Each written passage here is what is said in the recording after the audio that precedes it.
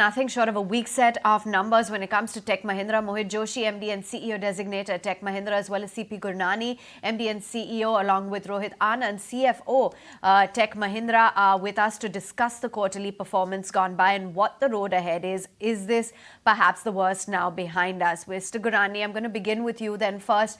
You said that it has been one of the toughest. It has been one of the most challenging quarters, as you've put it. But is this actually the worst, or the question is the pain going to continue for, say, even a couple of more quarters? Through all these interactions, you definitely know that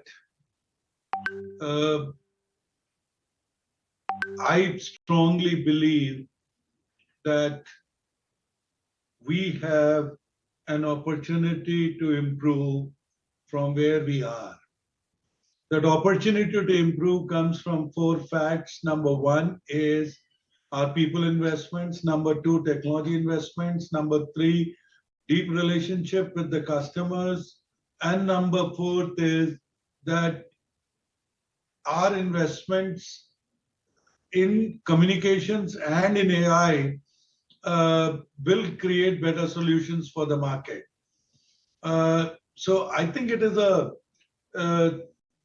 situation where some of our verticals are slowing down, and they're slowing down because they need to repurpose themselves.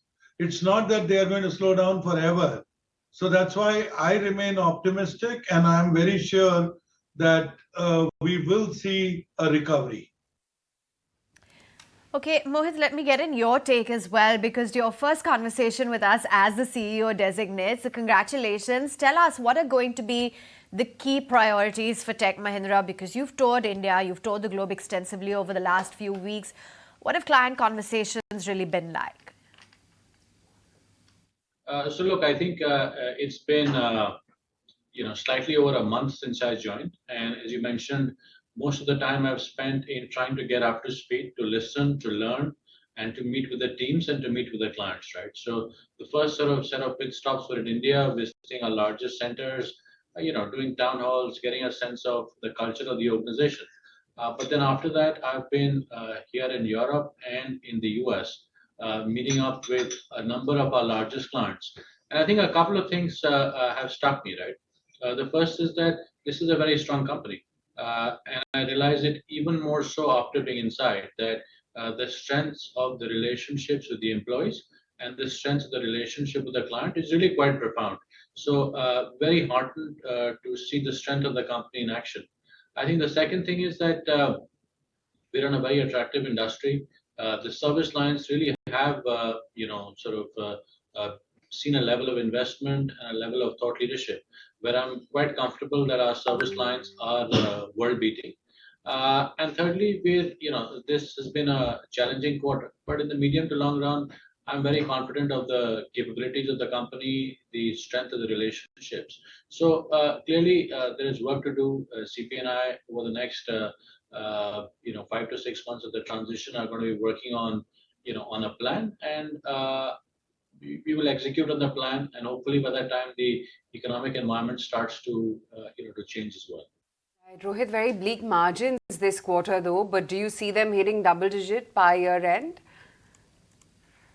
We can talk about the levers and what's driving the current quarter margin instead of giving guidance. So when you look at 6.8% drop, 440 basis point quarter over quarter, 50 basis point of that is driven by Comviva seasonality. There's a drop in revenue that is causing broadly 2% margin drop, while we do reduce the cost associated, but there's a mismatch there. So that's the 2%. And then there's 2% that is driven by certain one-timers in the quarter, based on certain client situation around bankruptcy announcements. We've taken on a conservative basis provisions in our books, and that's causing a one-time in the quarter, reducing the margin by 200 basis point, right? So that's kind of where the drop is for the current quarter in terms of drivers. As you look forward, I think for us, there's a tremendous room of opportunity on driving operating improvement on various metrics. And as we've articulated in the past, we still have headroom on subcon cost reduction, which we've reduced from 16% of revenue to 14%. We'll continue to drive it even further down.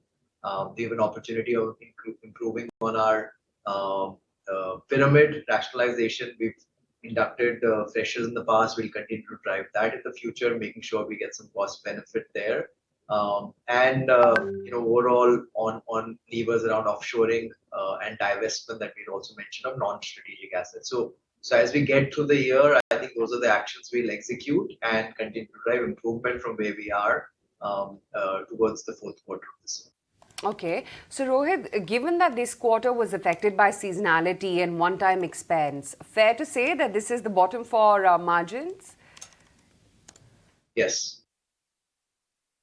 Mr. Gurnani, I like your emphatic yes, or rather Rohit's. But, deal wins, Mr. Gurnani, were also muted this quarter. You see yourself getting back to $700 million to about $1 billion a quarter run rate anytime soon? If I were to answer like Rohit, I would have said all of above. But personally, I am little encouraged because the overall deal pipeline is very strong. And all the change that I've noticed is earlier in my planning, I used to take a forecasted date of closure plus minus 1 quarter. I think because of certain uncertainties in the market or certain sectorial uncertainties, now it is plus minus 2 quarters. So, I would still say that I think the value proposition of cost transformation, value proposition of technology transformation, value proposition of business transformation is very strong, and hence I would consider this as a temporary blip in terms of large deal performance, but overall confident that it will come back. Right. Rohit, when do you expect a recovery then? And will FY24 be a year of 2 to 3% growth, flat, or decline further? Yeah, so again, as we've articulated, we don't give a guidance, but I can tell you directionally the way we're thinking, right? And we said that before. Our first half, as we'd articulated before, would be challenging, and that's what it's turning out to be based on the macro environment. And 1Q a little bit more than we anticipated. And the view continues to be for us from a first half perspective, and we assume right now improvement based on certain client discussions and the quality of those discussions, that then improvement will likely to happen as we move into the second half. But given the volatility of the situation and the environment we're in, we'll have to be closely monitoring and updating all the stakeholders as we move forward between now to heading into the second. Right. Okay, gentlemen, great to have you all on the show. Thanks for taking the time out and highlighting the numbers. Tech Mahindra missed the already muted expectations, so this is going to be a stock to look out for. Of course, the bigger question is whether the market has already digested that after the hit and the shocker that came by from Infosys or not. Let's see which way Tech Mahindra heads. But that said, let me welcome on board Hemang Jani as well.